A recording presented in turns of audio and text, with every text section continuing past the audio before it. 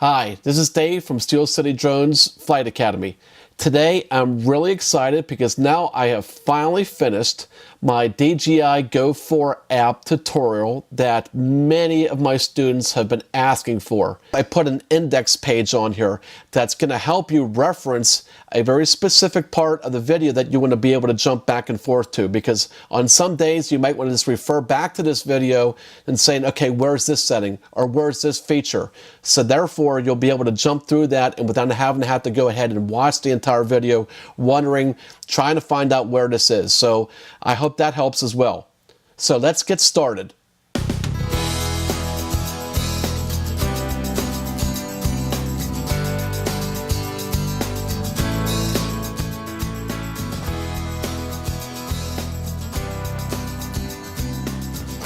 So right now we're going to go ahead and really go over all the aspects of this app so that you know how to use it inside and out.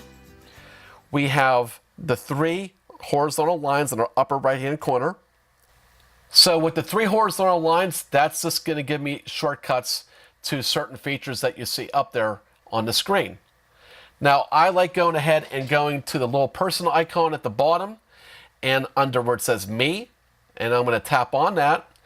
And this is very important right here. I want to make sure that I'm logged in. If you're not logged in, what you need to do is you need to go under settings and then go sign yourself in, making sure that you got to have your mobile device connected to the internet. So once you're signed in, then you're good to go ahead and at least make sure that the flights that you fly in the future synchronize to your account. So how do you do that? I'm going to go ahead and hit flight record. There's a little cloud symbol, and I'm going to click on that, and basically it's going to then sync all of your newer flights to your account. It's really important to synchronize all your flights, especially when you're first starting out. When you're first starting out, you want to make sure that you're keeping a record of how many flights you have, what the overall time is. That way you can keep track of your training, and that's what I strongly recommend that you do. So I'm going to exit out of this by going to the upper left-hand corner and hit the arrow. If you get a message that says inconsistent firmware, that means your battery firmware needs to be updated. If you simply hit OK and update, it will do it on the spot for you. Now on the lower right-hand corner, you'll see where it says Go Fly. If the aircraft is connecting to the remote control and connecting to the app like everything should be, then you're going to see Go Fly.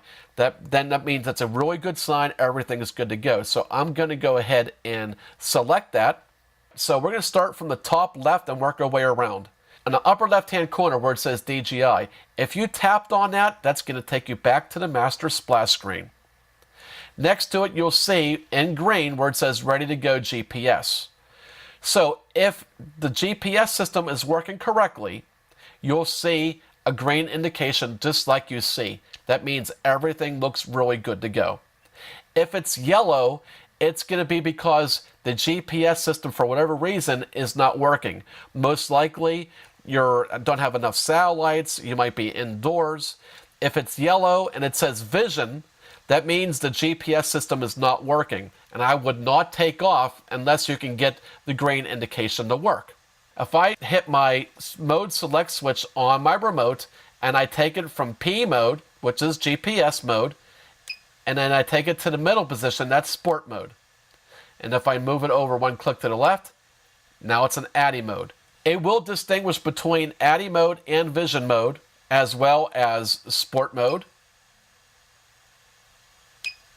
and GPS mode. And that's where you can see the differences on there. So pay attention what you're seeing on the screen. Next, you'll see the satellite icon. And that's basically showing you how many satellites your aircraft is picking up from the sky. That's all going to depend upon your line of sight and also whether you're indoors or outdoors. You'll see the number of satellites it's locked to. As you can see right now, I have 12. It's actually bouncing back between 11 and 12. We're going to get into the shortcut menus next. You'll see where the little red dot is the shortcut to get to the obstacle avoidance settings. We'll go into the sub-menu settings later in the video. The next one is the remote control signal strength. that mostly should be full bars all the time. If it starts getting around half bars, there's something going around. Either you're not line of sight with the drone very well, or you might want to look at your antennas and have an antenna issue. Even when I'm about 1,000 to 1,300 feet away, I have at least 4 bars. That's really important. So as you go further away, you can gauge the signal strength of your remote control to the aircraft. The next one over is HD. That's a shortcut to all of your wireless video transmission settings. And we'll go over that in a little bit. The next one over is your battery shortcut to the submenu for the batteries. And if I tap on there, that's that menu. As you can see, my Inspire 2 has 2 batteries, which is why it's showing 2 batteries. So if it only has 1 battery, it's only going to show 1 battery and that voltage and percentage that's left remaining. Again, that's where you're going to concentrate to see what your battery voltage is left on the aircraft. How much power you have left in that battery is going to be that indication. To the right of that, right in the right-hand corner, is the 3 dots. That's going to get you all of the submenus. If I tap on there, that's where all the submenu settings are going to be. And we'll talk about that after we get through the main screen. Right underneath all of those settings that we talked about are all of the camera settings for the ISO, the shutter speed. It's going to show the video format if you're on the video side, if it's actually selected to video mode. If it's selected to photo mode, it'll tell you whether it's shooting JPEG or RAW, how many pictures are left on the memory card before it becomes full, etc. That's where all those settings are. Now you'll see where it says AF, MF. AF is autofocus and MF is manual focus.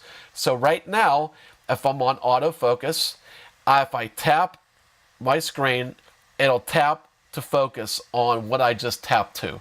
And I recommend autofocus over manual focus because as the drone may go further away or closer to your focal subject, that'll be really important, that where you want to be able to go ahead and adjust that focus. If you just set it to close to infinity, that be very well may be soft if your drone's very close to your subject.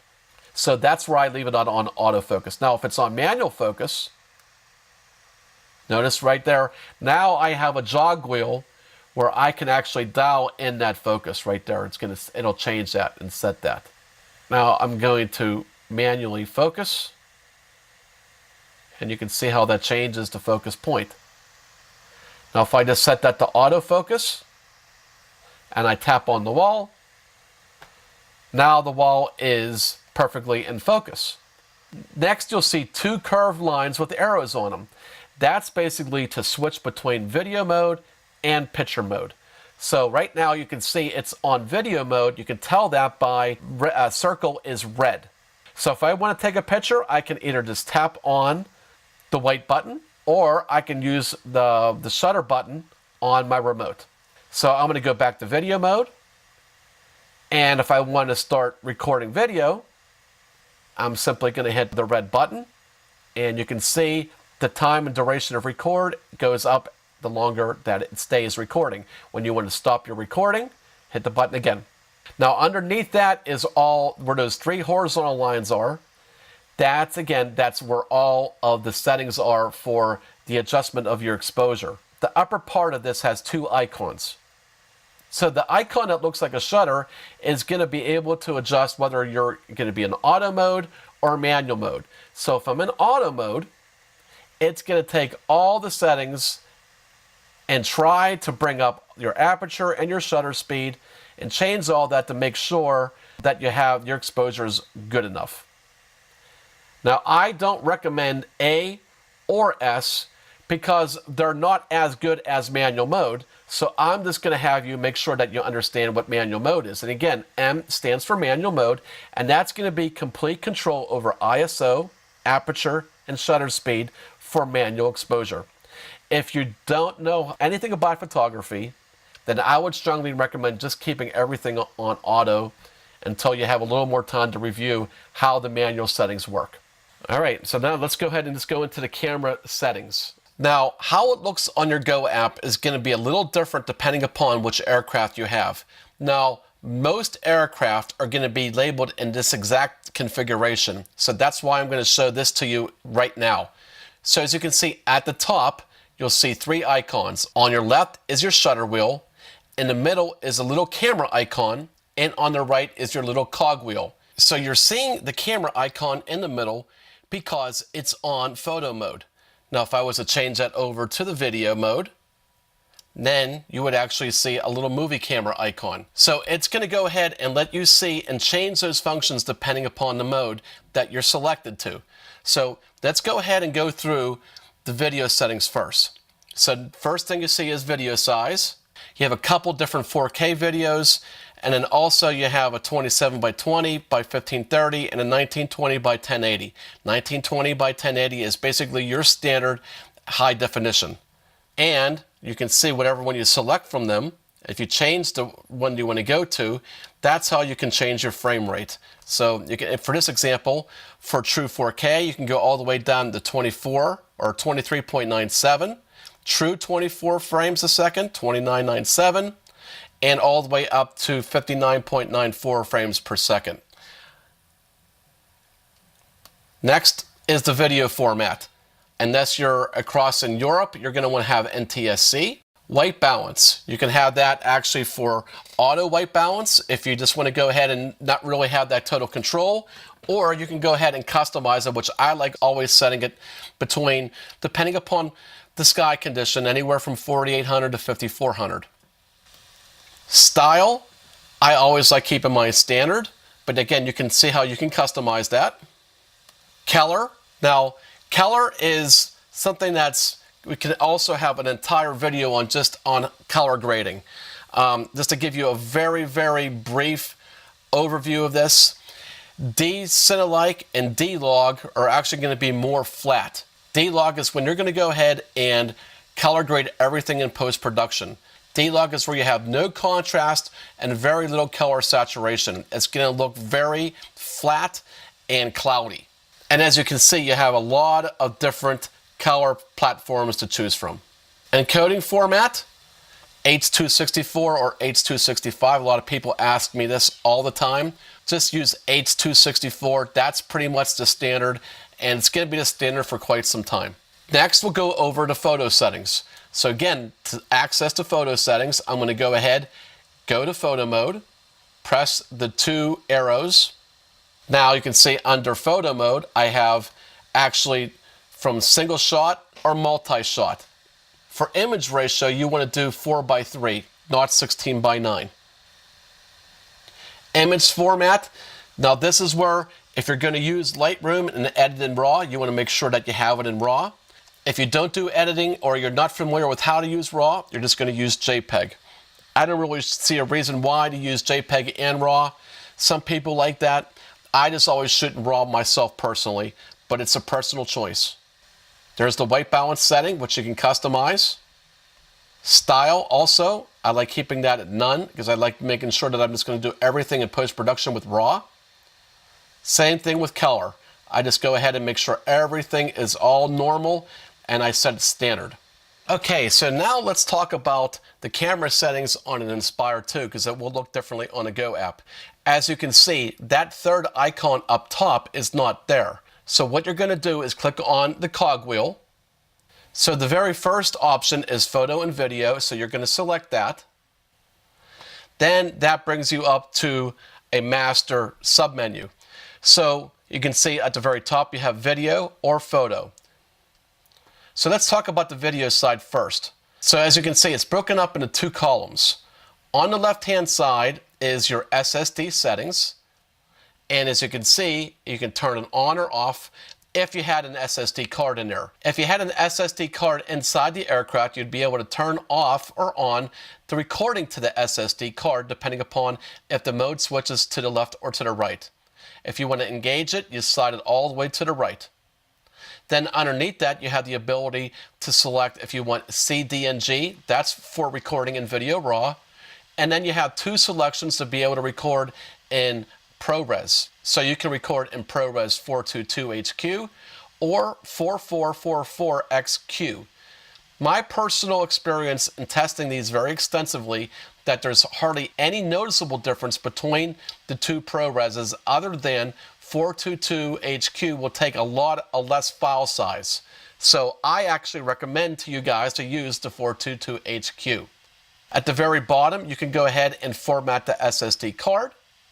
Now if we move over to the right column, you can see where right now, because I don't have an SSD card inserted, you can select between all the different frame rates. So anything, I can go 120 or 119.88 with a narrow frame of view, or you can go all the way down to 23.976. So you can select whatever you want there, and that's how you want to make sure that you set the frame rate to. Next down there is the compression codec that you want to shoot to. Again, H.264 is the standard. It's going to be the standard for quite some time. And again, you can actually see the actual frame format aspect ratio that you can film into. Next would be your color and style options, your video format, and an option for de-warp. So on the photo side, I can go ahead and select from single shot, multi-burst, AEB, or interval.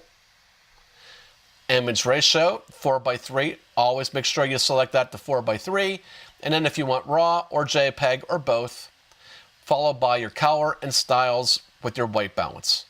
As you can see, there's an icon to the right where the arrow is showing. That's where a lot of the miscellaneous settings that you have are. So histogram, you can turn histogram on and off just like I'm doing right there. And then I like using overexposure warning. Those are those zebras that you'll see when it's overexposed. That means it's showing you that where the whites are starting to clip and distort and overexpose, that's where they'll start coming in there. So if I go back to my settings, if I bring back my exposure to the point where it's starting to clip, there you go. That's the overexposure warning right there. So that's when you can start dialing back your exposure, which is, I really find that very, very helpful. And again, you can see how the histogram is changing based upon how much light you have entering the camera. All right, so that's overexposure warning. Then below is next is grid. I realize you can see if I turn off the grid and turn it back on, now you can see how that grid really will help you as far as centering and framing your shots, which I really like to have on. All right, next would be, you can see where you can calibrate the lens. You're going to see that if you have interchangeable lenses. And then format the SD card is going to basically format that micro SD card that goes into the drone. Next, you'll see a playback button. When you hit the playback button, it's going to show you all the media that's on the clip. Now, in the lower right-hand corner, you'll see a picture feed. Now, that's my FPV camera. The Inspire 2 comes with an FPV camera, and a lot of aircraft don't have that, so you're not going to have that feature. But I can maximize and minimize that simply by just tapping on the upper left-hand corner of that screen. On the bottom of the screen, you'll see where it says D. D stands for the distance between the aircraft and the remote control.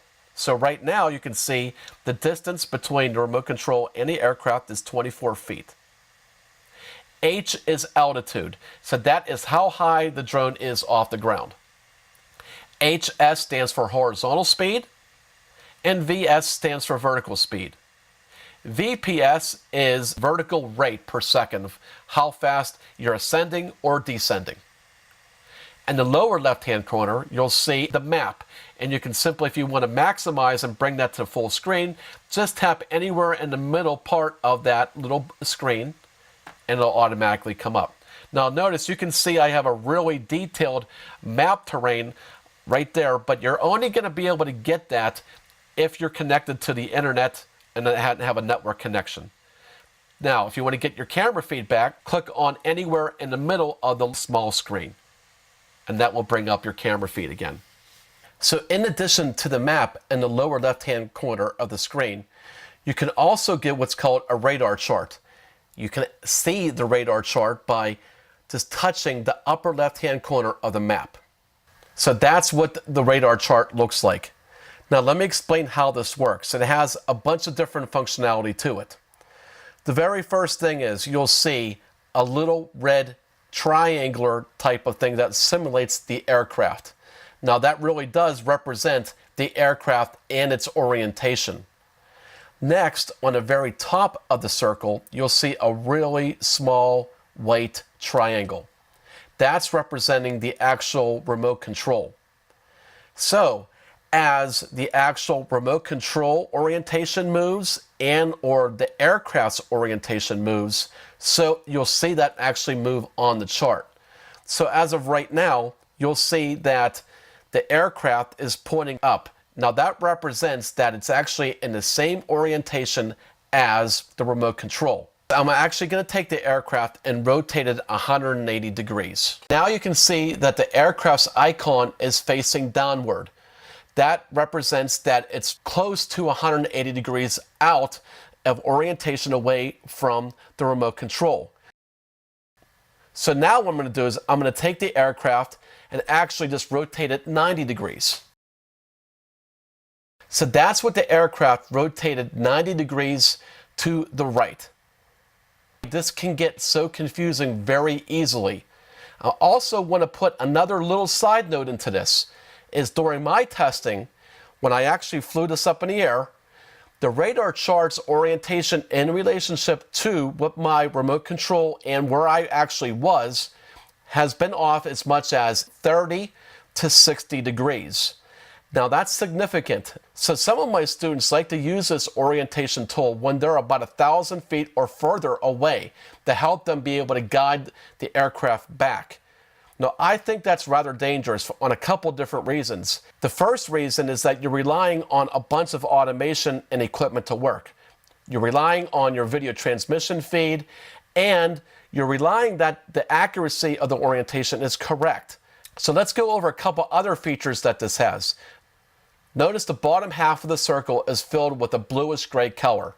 Now what that's doing is that's simulating where the horizon level is.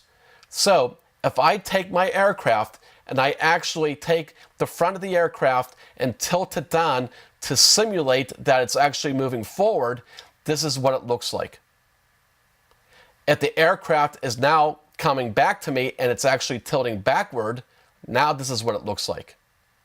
If the aircraft is rolling to the left, now this is what it looks like.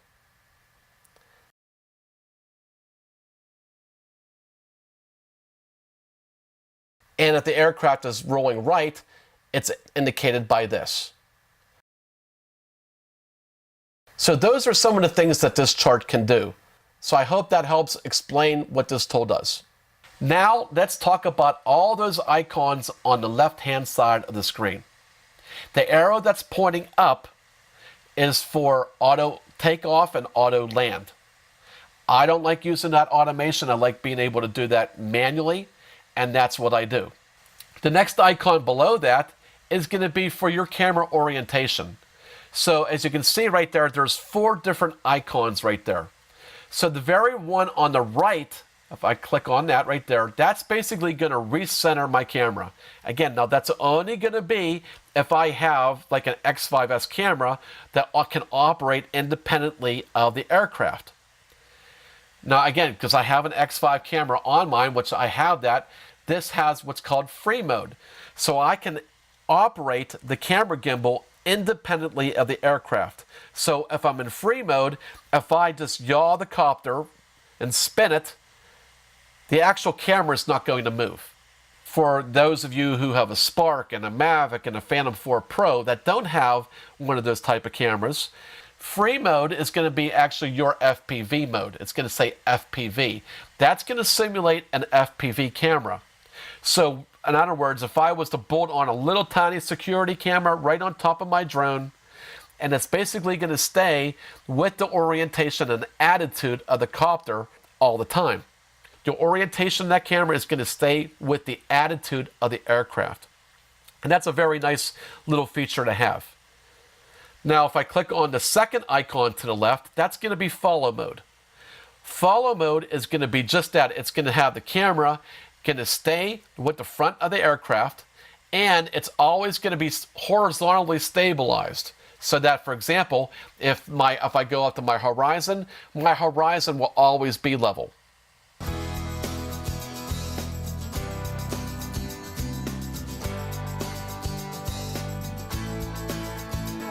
So the arrow that's pointing down with the H around it is come home. So if you want to activate come home in your app, that's one way to be able to do it.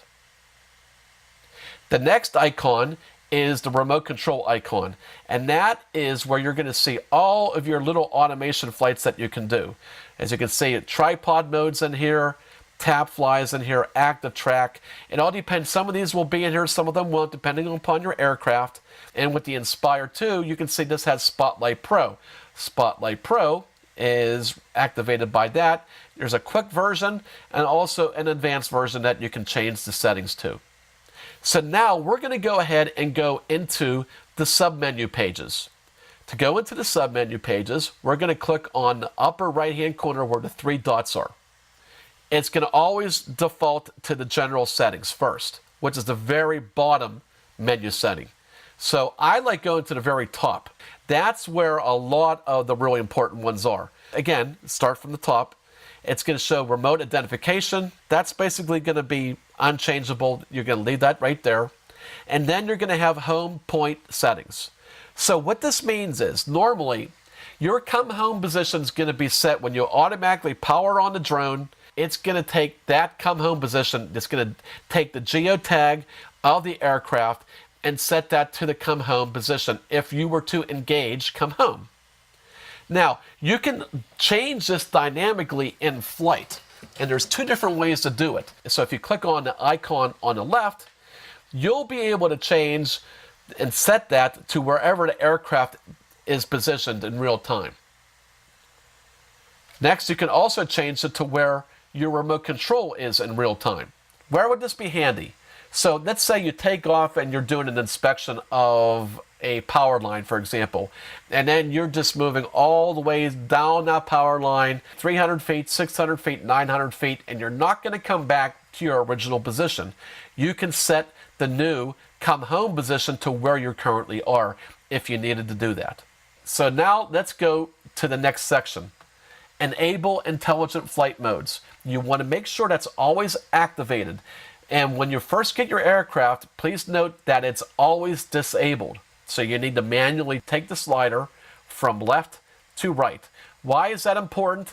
If it's not engaged right there and turned on, you're not going to be able to go from position hold to sport mode or ADI. It's going to keep you basically in position hold all the time. This is not an option for like a Spark or a Mavic because you can't manually switch on your remote control to ADI mode. But that's if you have like a Phantom 4 Pro or any other platforms like an Inspire or a Matrice. That's where you would make sure that you want to be able to set that and turn that on. That's really important. Return to home altitude is next. And as you can see, I have mine set to 50 meters.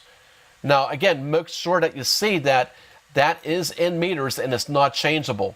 So when you set your numbers, make sure you keep that in mind that it's always meters.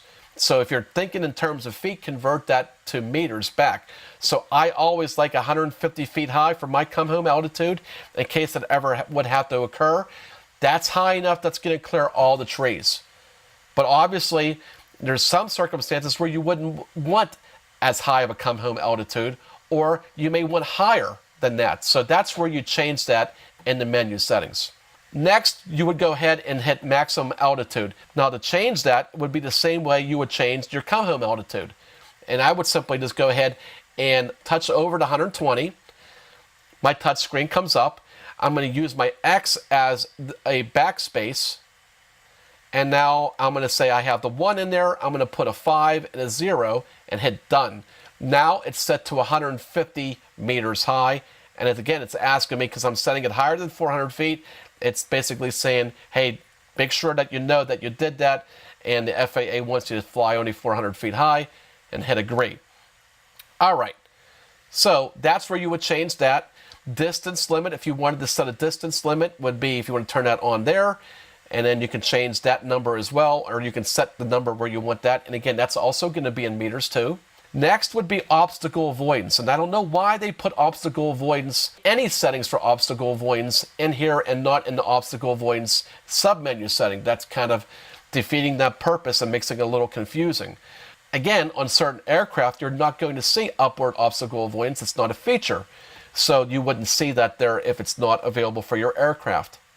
Next, you'll see advanced settings. Advanced settings are really, really important. And notice how they kind of bury them at the bottom. They kind of do that for a reason, because they don't want people accidentally changing really important flight controls. So we're going to go ahead and tap on advanced settings. And you'll notice where it says EXP sensitivity and gain.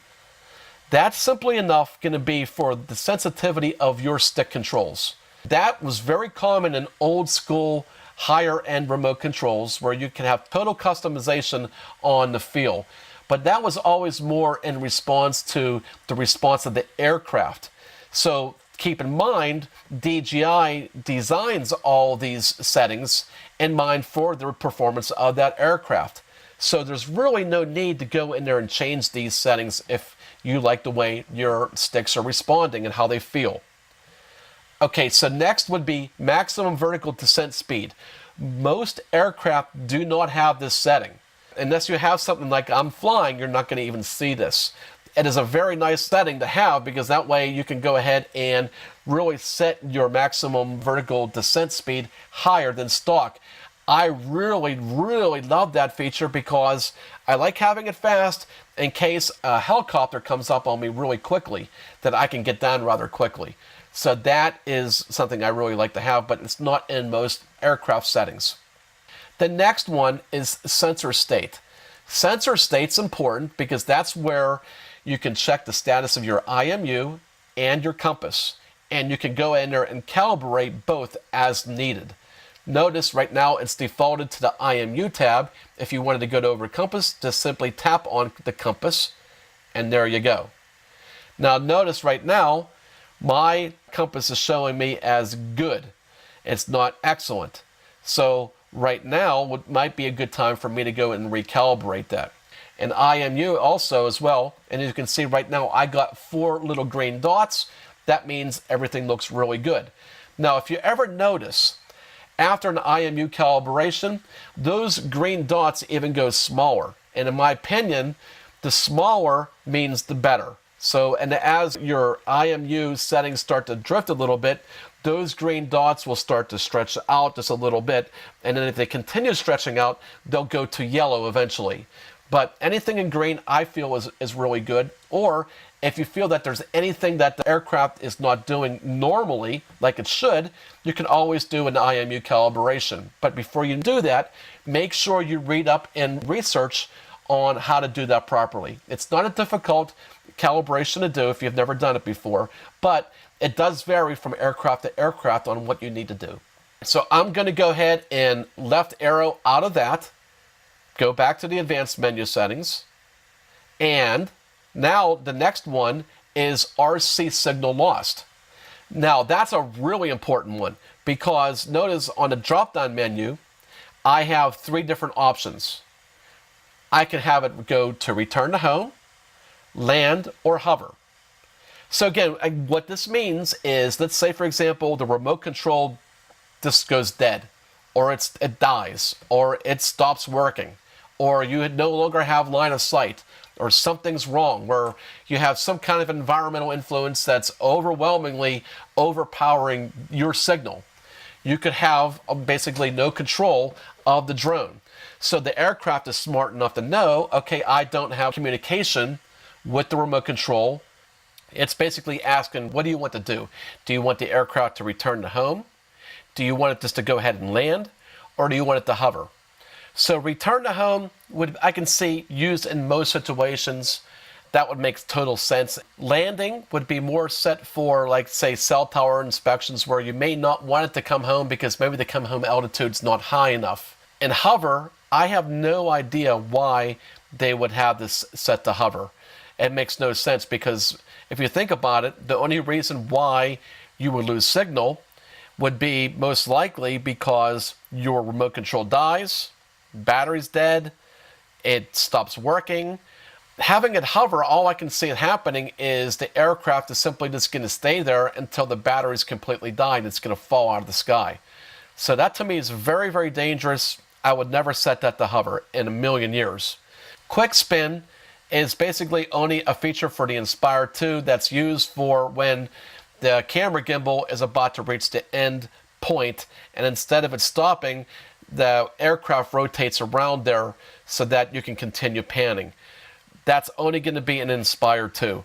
Self-adaptive landing gear, again, is only going to be for the Inspire series, where if you want the landing gear to be able to go up by themselves, you're not going to see that on 99% of the regular aircrafts. That is everything in the advanced menu setting and everything in the top MC setting section. The next setting down is going to be obstacle avoidance. So to turn on obstacle avoidance, there's a master switch, just like that. And again, it's going to warn you that you're turning it off. Where you would use that would be kind of like indoors. Enable horizontal obstacle avoidance and tap fly. You can have that on or off if you're going to use tap fly. The next feature is an enable backward flying and active track if you want that on or off. And then the next one would be to display the radar chart, which I really like having that on there. Then next you can see the advanced vision system settings are right there. So I'm going to left out of that, and that is all of those settings. Now next would be the remote controller. Mobile phone charge settings, that's a really nice setting if you're going to use your mobile device, you say your cell phone, and you want the power of the remote controller to be charging your phone as well. Remote controller calibration is only used on a very odd type of situation where you may have to do a calibration. You need to power off the remote to be able to do this first. What it's going to do is it's going to ask you to use left and right sticks and move them all the way around, complete full motion around there to be able to calibrate them. Again, hardly ever needed to be able to do, but that's where that would be.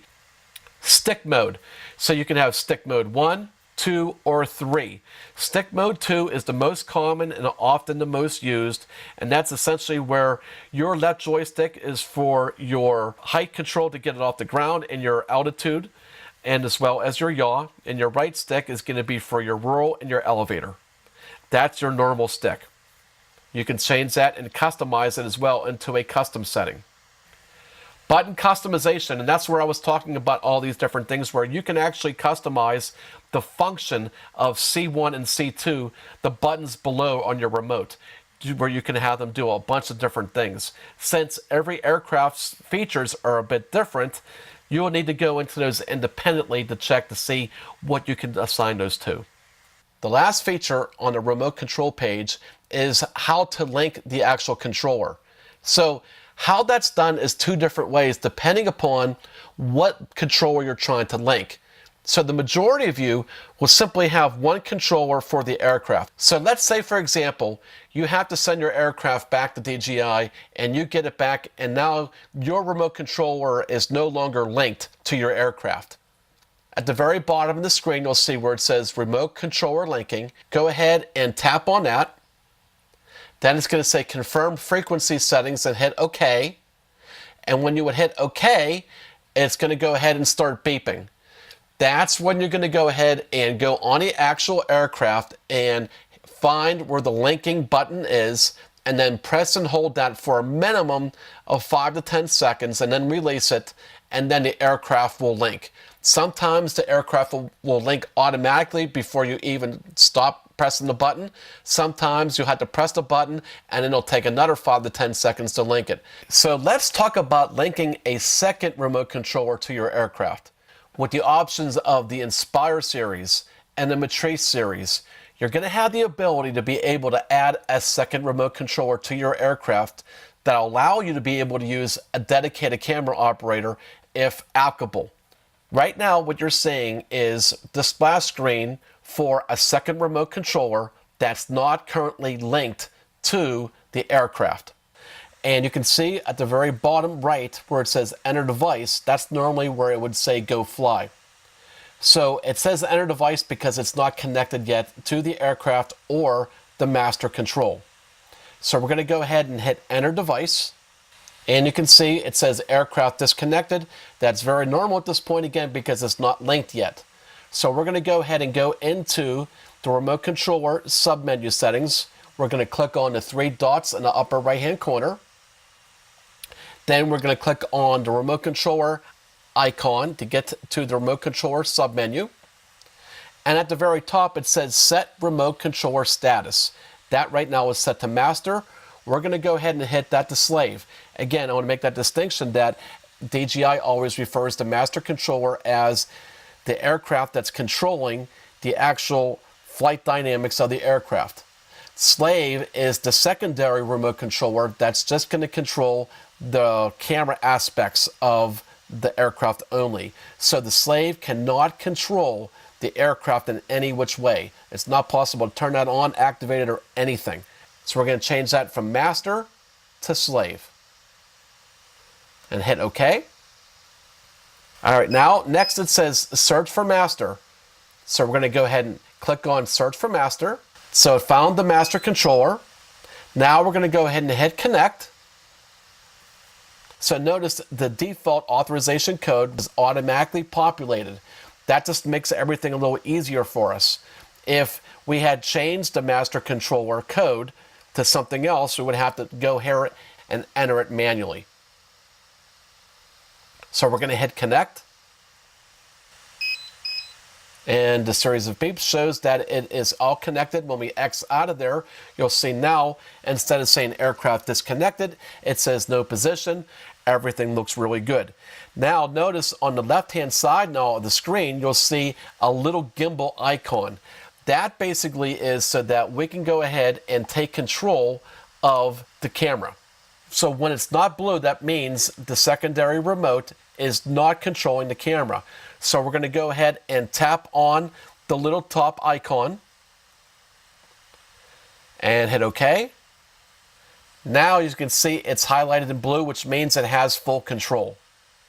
Now the master controller does not have any control over the camera settings or the gimbal control itself.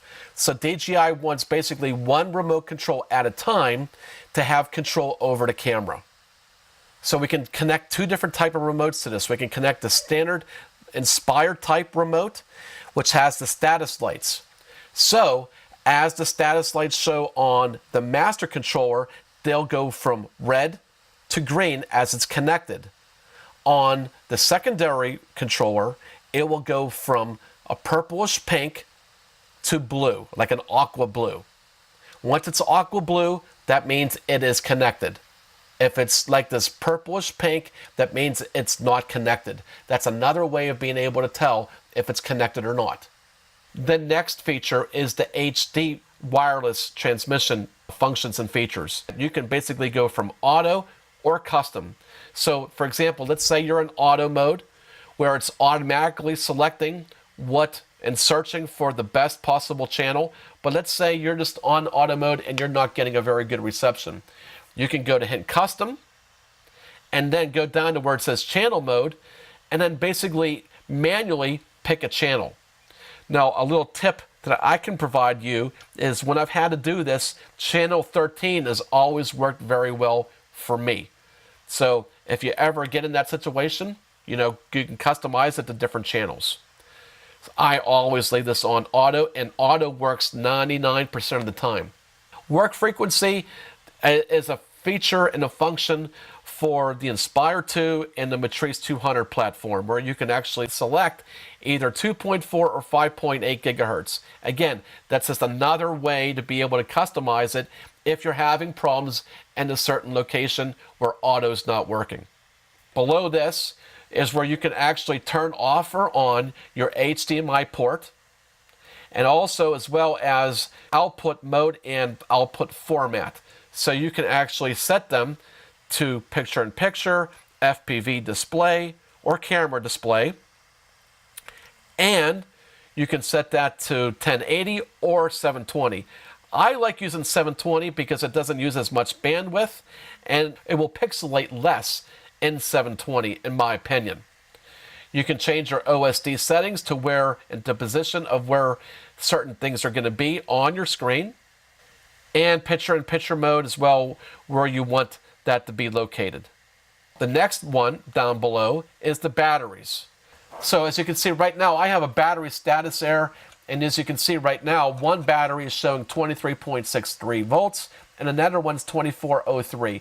That's simply just because I grabbed two different batteries really quick. They weren't even paired right or charged the same. I just sort of stuck them in there just to get going up really quickly. And you can see it's showing you the individual cells for each battery. So like, for example, Inspire 1, Inspire 2, Matrice series, and Phantom 4 Pro are all going to have 6-cell batteries. And you can see what the individual voltage for each cell is. So if I look at battery 1, it says 3.94, 3.95, 3.95, 3.94. The battery voltage difference is very, very low, which is very, very good. That's a good indication of really good health on the batteries. If they start varying, like 3.9, 3.8, then you know something is really starting to get out of whack. So if I scroll down on here, you can see where it'll show me flight time. Also, there is a setting in here to turn on Smart Return Home. So Smart Return Home is a feature that when I'm getting low on battery, it can automatically start going into come home mode. It'll give you a warning that says if you don't land in the next 10 seconds, it's going to come home. Or you can there's a little section to be able to hit cancel on there. I like very much not even having that on there because I've actually gotten burned in the past where I was coming home toward landing. I was about 40 to 50 feet away, rather low, maybe like 20 feet high, and it went into come home mode and then went back all the way up to my come home feature of 150 feet and then started coming all the way back. I like total control over my aircraft, so I like having that turned off. Critical battery warning, I always set that low to 7%. And the low battery warning, again, that's 30%. That's going to be your main master warning when you want the remote control in the app to tell you that you're starting to get low on battery. I like having it 30% because that gives me plenty of time to be able to come home in a normal fashion without rushing and be able to land by 20%. And that's always my goal, to be able to maintain really good battery health. So I like landing by 20%. And I can accomplish that if I start having my warning at 30%. The next two are time to discharge. If you have fully charged batteries, at what point would you like them to start trickle charging them back down? Since I always either fly them down myself or will use a battery charger to discharge them, I don't like using this automated system. And to be honest with you, I have a whole video on battery maintenance and battery health. I don't think that these charge down low enough to be able to be effective for this feature. So it doesn't really matter. But if you wanted, for example, you can set that anywhere from 1 day to 10 days. Or actually now it's one day to 20 days, where it wouldn't start trickling down until the date that you set it. So for example, right now it's set to 10 days. It won't do anything for 10 days. And on the 10th day, it will then start to trickle charge those batteries down. Next, let's go over to the camera settings. And this is where you can actually go in there and change your advanced settings for your camera and change the feel and the response of the controls. So let's say, for example, you're tilting down manually with the jog wheel. If you want it to really do it very softly and smooth, you can change that. Or if you want a hard and fast control, you can change that there. Now again, if you're using an X5 or an X5S, you can go here and also change the yaw settings as well. So that you can really dial in the control for all of your parameters on your camera gimbal as well. Now there's another great feature I love having, and that's adjust gimbal. So I can go ahead and manually change the roll. So for example, let's say I'm flying up and I see my horizons off a couple degrees. I can manually change my roll calibration where it's going to level it out and it's going to be level. For me, I'm really meticulous about getting my horizon level, and that's where I can do that in case it's off just a couple degrees, instead of having to have to correct it in post and crop it. Now last one are your general settings. So for your general settings, this is where under units you can change that from imperial to metric. You can also go down here and clear out your video cache or change the amount of your video cache memory. You can go down here and change your device name, and you can also go under about and look at all of the aircraft information about the firmware versions. So you can see the firmware versions for the aircraft, the remote controller, camera. That's all right there, as well as giving you the flight control serial number and the remote control serial number. And for all of you police clients out there, the flight control serial number is what you're going to be using to get that unlock code for.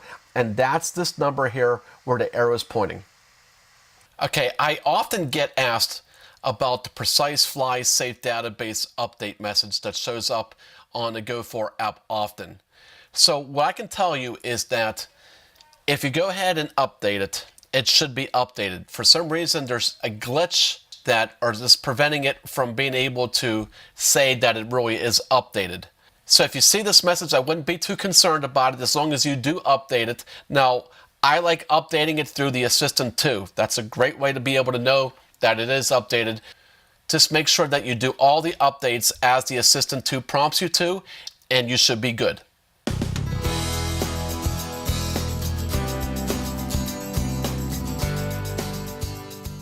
I'm going to go ahead and give you a little tutorial on how to get the proper exposure and the focusing for the camera settings. We're going to go a little bit into photography right now. So as you can see right now, my screen is black. It's deliberately black because my exposure is closed and iris is closed up all the way. I'm going to go into my 3 horizontal lines and get my manual settings. The main thing that we're going to want to do is adjust shutter speed. Okay? So if I'm taking pictures, for example, I want my shutter speed anywhere from, let's say, 1/200, which is the number 200, and it can go really high as you want. It can go up to 500, it can go up to 640, 800, but I try to aim for 500, but I can't accept it as low as 200 if I need to. So for the shutter speed, the lower the number, the slower the shutter speed. The slower the shutter speed, the more potential for motion blur, which we don't want with pictures. So we want that number as high as we possibly can make it. So I'm going to leave this right here at 500. Now, I'm essentially going to go ahead and also get my histogram out and open to make sure that it's on. So I'm going to go under my settings, the cogwheel, histogram. Notice histogram is right here, but let's say it was off. That's where you turn it on. Histogram is going to be really good because now the histogram is basically the amount of information of black and white levels all the way through the whole range, between everything from really black to really light. Notice on the very left-hand side right there, that's where you're starting to see black information, and on the very right of that curve is going to be where the white information is. So as I go ahead and open up my iris and get more light into here, you can see how that histogram changes, as well as my overexposure warnings, my bars right there, the zebras, they come on, and you can see where they're starting to clip. And you can see at the very right side of that histogram, you can see the white information is starting to clip. So now I'm going to start bringing that back down. Right around there. Now I got the detail of the sky back in there. Now notice my picture is a little blurry. So I'm going to tap the focus. So let's say there's my mailbox right out there. I'm going to tap on the mailbox. Now the mailbox is in focus. So I make sure that I'm in the AF setting up top for autofocus, and I simply tap the focus. So going back to the settings though, I'm going to try to go ahead and use Aperture to really dial in the exposure.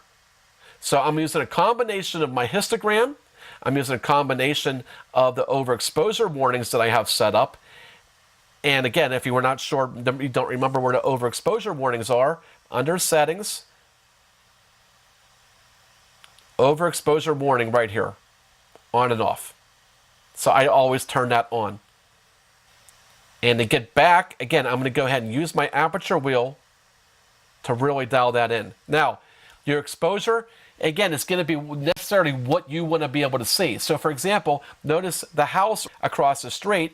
If I really want to expose to that, then I got to open up my iris more but then that's going to it's going to overexpose the sky. And sometimes you'll have to overexpose the sky to be able to get what you want.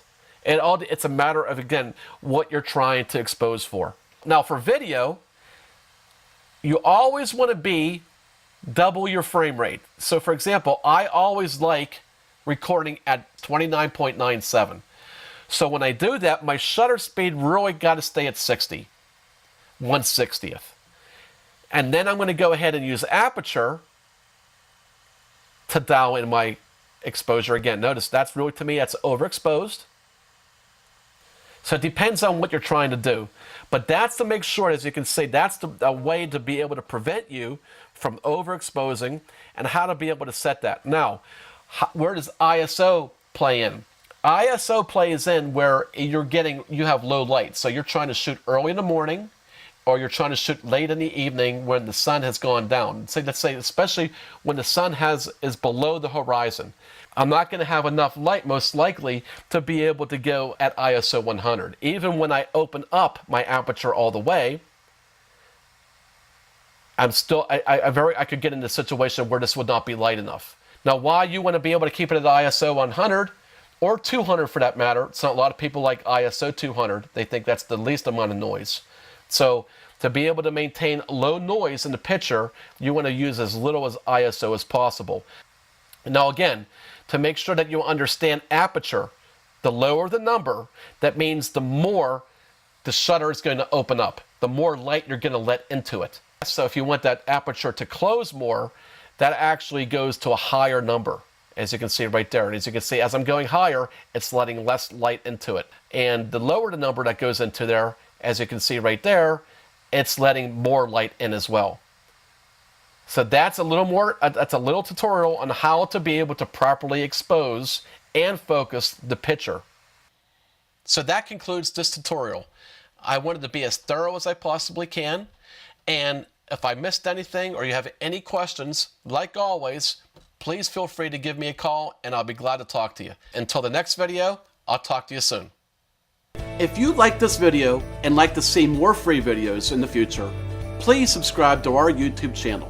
And while you're at it, if you're interested in free lessons on how to fly drones, discounts on drone equipment, discounts on insurance, or access to our exclusive drone video library, check out our website, steelcityflightacademy.com.